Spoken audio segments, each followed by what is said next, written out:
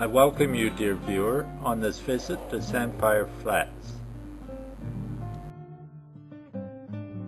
My name's Don, and I spent a night in Sandfire Flats on my way from Perth to Darwin on a 5-month caravan trip. Sandfire Flats is located midway between Port Hedland and Broome, approximately 300 kilometers on either side. It's in the middle of what looks like a vast desert, no civilization for many miles. We're traveling along the Great Northern Highway, proceeding north to Broome. Like most typical roadhouses, Sandfire Flats provided the basic amenities. At one time it had a restaurant, a small pub, a caravan park, and dongas for accommodation. Here we approach Sandfire Flats on the Great Northern Highway. We note the sign and turn in. We've been traveling for almost 6 or 7 hours. Nothing is paved. It's a large sandy field. One entrance is bounded by large termite mounds. On the other entrance there's some large boulders. The petrol pumps are protected by vertical tires. This ABC story is about Sandfire Flats.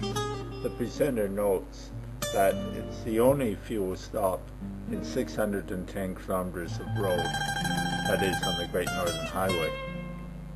The roadhouse is nestled in between the last and second last sand dunes of the Great Sandy Desert. It's 20 kilometers to 80 Mile Beach as the crow flies, 56 kilometers by road. Ken Norton, who was running it at the time of the interview, says that the area is a closely knit, if widely separated community, mainly farmers who meet 3 times a year. The roadhouse was famous for its hamburgers.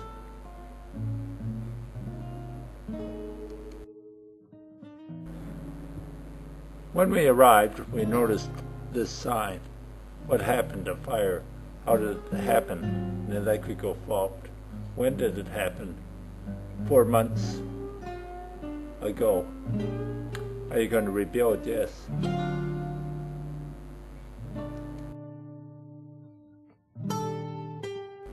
An article on the web talks about fire destroying Sandfire Roadhouse.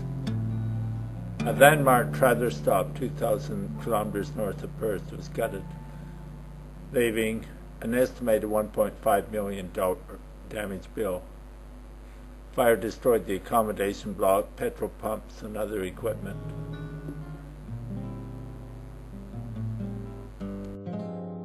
This photograph, taken in 2003, illustrates the old Sandfire Flats with the restaurant. That Sandfire Flats possessed a licensed restaurant that was famous for its hanging shirt sleeves. A menu from the old Sandfire Flats. What we found was this scene, Sandfire Flats today. The restaurant and service building had been replaced by what's known as a dongara, or a portable building. There's still operational telephone booths, which is good because there's no mobile service. I paid $1.68 for petrol.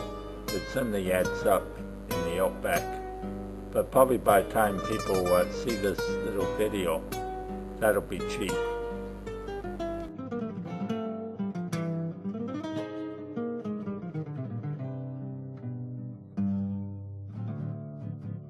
Road trains are a frequent user of Sandfire Flats, and they queue up.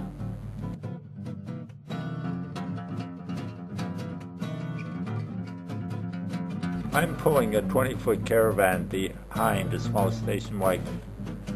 We stop at the caravan park, which provides running water and electricity. no such thing as grass, but there is shady trees, and that counts for a lot in the desert. A look around the caravan park.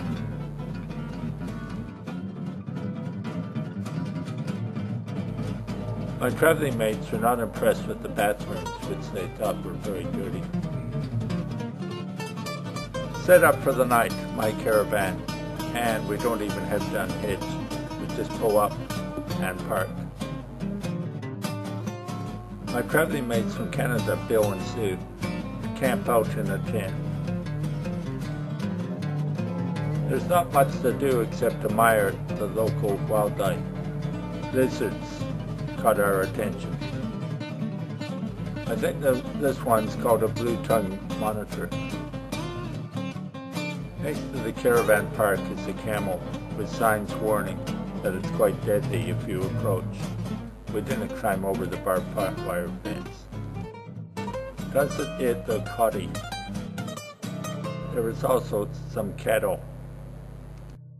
What really caught our attention was the pet peacock. It loved nuts. Thanks for joining us on this visit to Sandfire Roadhouse. Sandfire is probably a typical roadhouse in providing service at least 200 kilometers distance from the nearest petrol and food.